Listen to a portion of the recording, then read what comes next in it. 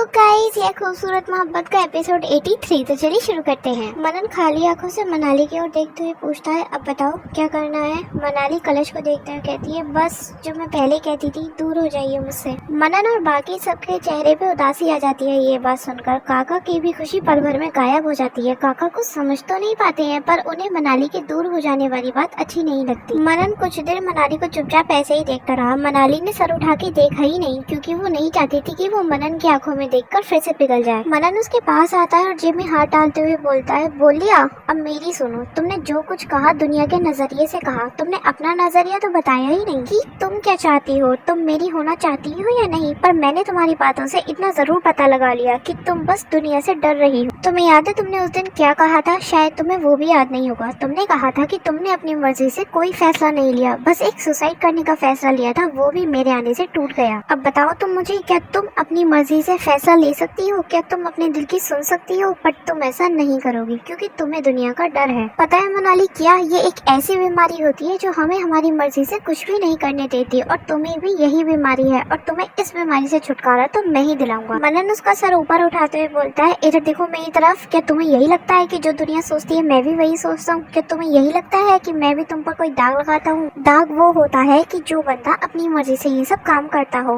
पर तुमने जो कुछ सहा वो बेवजह सहा, बिना किसी कसूर के सहा। तो बताओ जरा, मैं तुम पर इस बात का कैसे दाग लगा दूं? बेवजह हमारी गलती हुए बिना हमारे ऊपर कीचड़ उठाना दुनिया का तो पुराना धंधा है। तो क्या इस वजह से हम जीना छोड़ दें? हम अपने फैसले खुद लेना छोड़ दें? मेरी जिंदगी का फैसला आज तक मैंने ही लिया है, चाहे वो किसी की नजर में सही हो या गलत। तुम मुझे कह रही हो कि मैं ये फैसला लेने से पहले एक बार सोच लूं। सोच समझ के रिश्ते नहीं बनाए जाते मनाली, रिश्ते दिल से बनाए जाते हैं, दिमाग से नहीं। शादी का रिश्ता एक ऐसा रिश्ता है जो हम दुनिया को दिखाने के लिए बनाते हैं। जब दो लोग एक दूसरे से शादी कर लेते हैं तभी दुनिया मानती है कि हाँ ये दोनों एक दूसरे के हो चुके हैं। पर जब दो लोग एक दूसरे से प्यार करते हैं तभी उनकी शादी हो जाती है, क्योंकि वो दिल से एक हो जाते हैं। और वही रिश्ता हमारे बीच भी है। शादी ये सब दुनिया को दिखाने की रस्में है, ये दिखाने के लिए कि हाँ वो दोनों अब एक दूसरे के हैं। पर जब दो लोग दिल से एक हो जाते हैं ना, तो वो दोनों लोग पहले ही शादी कर लेते हैं, एक दूसरे के हो जाते हैं। बस जरूरी तो उनके लिए प्यार, रिश्ता, विश्वास होता है। पर दुनिया को दिखाने के लिए ये रिश्ता बनाना पड़ता है, जिसे तुम ठुकरा रही हो। मेरी जिंदगी में आके तुम मुझे तकलीफ दोगी, मैं तो ये बात नहीं मानता। फिर तुम्हारे दिमाग में ये सब बातें कहाँ से आती है? मैं तो तुम्हारे बारे में वो सब नहीं सोचता मनाली जो तुम अपने बारे में सोच रही हो। और हाँ, अब तुम ये सब सोचना बंद कर दो, क्योंकि मुझे ये सब अच्छा नहीं लगता। और खुद को अब उस नजरिए से देखना बंद कर दो जिस नजरिए से मैं तुम्हें नहीं देखता। और ये सब सामने आने के बाद तुम तो मुझसे निगाह भी नहीं मिलाती। क्यों नहीं मिलाती? क्या कोई गुनाह किया है तुमने? और चलो ठीक है, मेरी बात छोड़ो, तुम तो खुद से भी नजर नहीं मिलाती। इसको क्या समझूं मैं कि जो भी तुम्हारे साथ हुआ तुम्हारी मर्जी से हुआ, जिसके लिए तुम खुद को दोषी मानती हो? कि हाय राम, ये मुझसे क्या हो गया, अब मैं दुनिया को फेस कैसे करूंगी? तुमने कुछ गलत किया होगा तभी तो तुम दुनिया से और खुद से नजरें चुराती हो, है ना?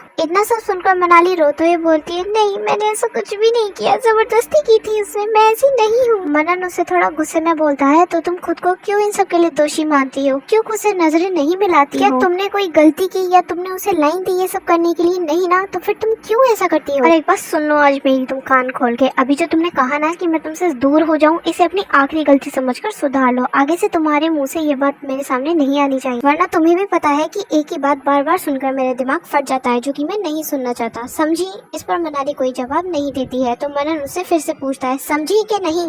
मनाली हाँ में सिर हिला देती है। तो मनन उसका हाथ पकड़ते हुए कहता है, और एक बात, कभी भी रोना नहीं मेरे सामने। आज एक नई शुरुआत हो रही है, नया रिश्ता बनने जा रहा है, तो एक रूल तुम्हारे लिए, अब कभी भी रोना नहीं है तुम्हें, और मेरे सामने तो खास कर। अगर मैंने आज के बाद तुम्हारी आंखों में आंसू देख लिए ना, तो तुम्हारे लिए अच्छा नहीं होगा, समझी? और अपने आंसू साफ करो और चलो मेरे साथ गृह प्रवेश करो अभी के अभी, चलो। इतना कहकर मनन उसका हाथ पकड़ लेता है। मनाली कलश की तरफ देखती है और फिर मनन की तरफ देखती है, तो मनन उसका हाथ कस के पकड़ लेता है और उसे कलश गिराने का इशारा करता है। मनाली एक नजर मनन की तरफ देखती है और एक नजर कलश की तरफ देखती है, और सीधे पैर से वो कलश गिरा देती है। जैसे ही कलश गिरता है वैसे ही अमर और अंश जोर जोर से सीटियां बजाने लगते हैं। काका भी खुशी के मारे फूले नहीं समा रहे होते हैं। आखिर अब मनन की जिंदगी में मनाली की जगह बन चुकी थी। मनन इससे बहुत खुश था, सब लोग खुशियां मना रहे थे। मनन मन ही मन काका का शुक्रिया अदा कर रहा था, क्योंकि जो काम उसके माँ बाप को करना चाहिए था वो अब काका कर रहे थे। आखिर अब वही तो उसके पिता थे, उन दोनों को उन्होंने ही संभाला था। काका के मन में बहुत सारे सवाल थे, पर मनाली के आने से उन्होंने वो सारे सवाल अपने मन में दबा लिए। अंश मनन की की बधाइयाँ लेते हुए कहता है, हाय मेरी लैला, अब तो पराया धन हो गई, अब से तेरा प्यार बढ़ जाएगा यार। मनन चढ़ते हुए कहता है, अबे सुधर जा, और पहली बात ये मुझे लैला बोलना बंद कर, दिखता नहीं है तुझे मनाली मेरे साथ में खड़ी है, और दूसरी बात तेरा प्यार मेरे लिए कभी नहीं बटेगा, तो ये सब सोच के मैं दिमाग मत खराब करी। अमर मनन से कहता है कि अरे यार तू क्या इतना सीरियस हो रहा है, वो बस मजाक कर रहा है। मनन कहता है कि अरे चलो ठीक है यार काका, आप प्लीज खाना लगा दीजिए, बहुत भूख लग रही है, हम आते हैं अभी थोड़ी देर में फ्रेश होके। चलो मनाली, इतना कहकर वो मनाली का हाथ पकड़ के उसे कमरे की तरफ ले जाने लगता है। अंश उससे कुछ कहना चाहता है लेकिन तब तक मनन मनाली को नीचे वाले कमरे में लेके जा चुका होता है। तो अंश गाते हुए कहता है, दोस्त दोस्त ना रहा,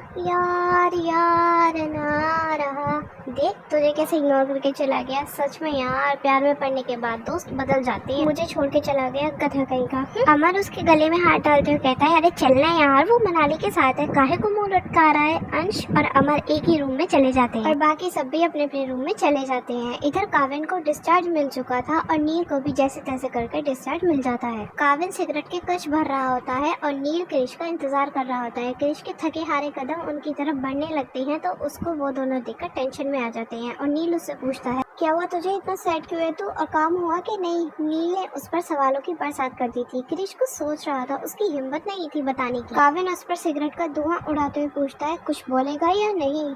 क्रिश हकलाते हुए बोलता है, वो मैं काविन। नील उसकी हिचकिचाहट समझते हुए उससे बोलता है, क्रिश काम हुआ भी है या नहीं। क्रिश उसका सवाल सुनते ही नाम में से हिला देता है। काविन उसको हल्का सा घूरता है और गुस्से में बोलता है, क्यों नहीं हुआ।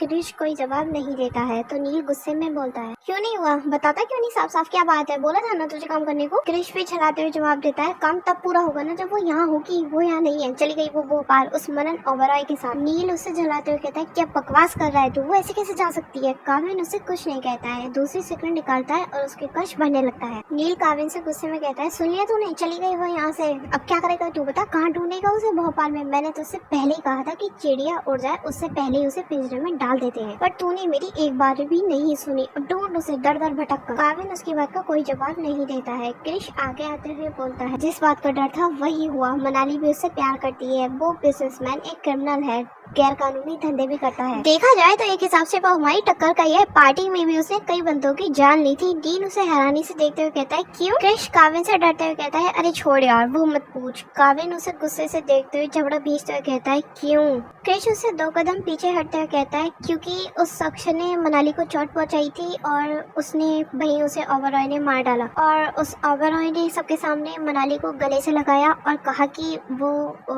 उससे प्यार करता है, और हमारे आदमियों ने मनाली को देखा था तो उसकी हालत से साफ पता चल रहा था कि वो भी उस ओबेरॉय से प्यार करती है। काविन उसकी बात सुनकर गुस्से से लाल हो जाता है, उसे क्रिश की कही गई एक एक बात कांटे की तरह चुभ रही थी। नील झटके से अपनी जगह से उठते हुए गुस्से में बोलता है, ले हो गया ना कांड, भाग गई वो, हाथ से निकल गई हमारे, और हम हाथ पे हाथ धर के बैठे रहे, सिर्फ तेरे गुस्से के चक्कर में हम हाथ पे हाथ धर के बैठे रहे, अब निकल गई ना वो हाथ से। तू ही कह रहा था ना कि उसे डराऊंगा, एहसास दिलवाऊंगा कि वो काविन से भूली है या नहीं। इधर देख मेरी तरफ भाई, अब उड़ गई वो चिड़िया, अब कभी नहीं आएगी इधर, ढूंढते रहना उसे भोपाल में। काविन का इतनी बात सुनकर उसका गुस्सा मुस्कुराहट में बदलता गया। वो दोनों उसको देखकर बोले, पागल हो गया है तू, पता नहीं क्या क्या सोचकर मुस्कुराता रहता है। काविन धुआं उड़ाते हुए कहता है, वो यहाँ नहीं आएगी तो हम भी तो वहाँ जा सकते हैं ना, चली गई तो चली गई, जाने दे, उसका ठिकाना बखूबी मुझे पता है। नील उसे हैरानी से देखते हुए पूछता है, तुझे पता है मतलब। क्रिश भी उसकी बातें समझ नहीं पाता है। वो दोनों एक दूसरे की तरफ देखने लगे। काविन हंसते हुए कहता है, उसका ठिकाना भोपाल, और वो भोपाल में कहाँ रहती है ये भी मुझे अच्छे से पता है। उसके चाचा चाची भोपाल में ही रहते हैं ना, वो उन्हीं ने पनाह दी थी ना उसे। तुझे क्या लगता है वो यहाँ आएगी और मुझे उसका पता ठिकाना भी पता नहीं होगा। मैंने पहले से ही सब पता करके रखा है, और उस ओबेरॉय को भी प्यार का भूत सवार है ना, अब ये भूत उसकी जान लेकर ही उतरेगा। मेरी मनाली को हाथ लगाया, छोड़ूंगा नहीं उसे पहले तो मेरी मनाली को छूना ही नहीं चाहिए था, बीच में आना ही नहीं चाहिए था, पर अब वो बीच में आया है तो छोड़ूंगा नहीं उसे। नील काविन की बात समझते हुए कहता है, तो अब हमें क्या करना है। काविन अंगड़ाइयां लेते हुए बोलता है, चलो भोपाल घुमाते हैं, आखिरकार रानी ने खुद न्योता दिया है हमें। ये सुनकर नील और क्रिश के चेहरे पे मुस्कुराहट आ जाती है। वो लोग अब समझ चुके थे कि आखिर उन्हें क्या करना है। काविन के खतरनाक इरादे तेजी से मनाली की ओर बढ़ रहे थे, और मनाली इन सबसे बेखबर मनन के साथ अपनी जिंदगी में व्यस्त थी, और मनन इस चीज में व्यस्त था कि मनाली से उसका नाम कैसे निकाला जाए। थोड़ी ही देर में अंश और मनन के साथ सब लोग नाश्ता कर लेते हैं, और फिर अंश को कंपनी से कॉल आती है जो कि रागिनी की होती है। वो थोड़ी देर कॉल पे बात करता है और फिर मनन के साथ कंपनी चला जाता है और साथ ही उसने घर में सिक्योरिटी बढ़ा के रखी थी। थोड़ी देर में वो लोग अपना काम खत्म करके घर के लिए निकल जाते हैं। मनन गाड़ी में शांत बैठा हुआ होता है। उसे रास्ते में एक ज्वेलरी शॉप दिखाई देती है तो वो अंश को गाड़ी रोकने के लिए कहता है। मनन उस दुकान को देखते हुए कहता है चल कुछ खरीदते हैं। अंश कंफ्यूज होकर बोलता है अबे तुझे गहने पहनने का भी शौक हो गया क्या? मनन उसके सिर पे हल्का सा मारते हुए कहता है अबे पागल इंसान, मनाली के लिए कुछ लेना चाहता हूँ, तू पूरा पागल ही हो गया है क्या? अब चल फटाफट से, यहाँ टाइम वेस्ट मत कर। इतना कहकर वो दोनों गाड़ी से उतरते हैं और दुकान के अंदर चले जाते हैं। क्या खरीदने वाला है मनन मनाली के लिए, ये जानने के लिए नेक्स्ट एपिसोड का वेट कीजिए। तो गाइस बस इस वीडियो में इतनी। आपको वीडियो कैसी लगी हमें कमेंट करके जरूर बताना, लाइक और शेयर करना मत भूलना और अगर आप चैनल पे नहीं है तो सब्सक्राइब जरूर करना।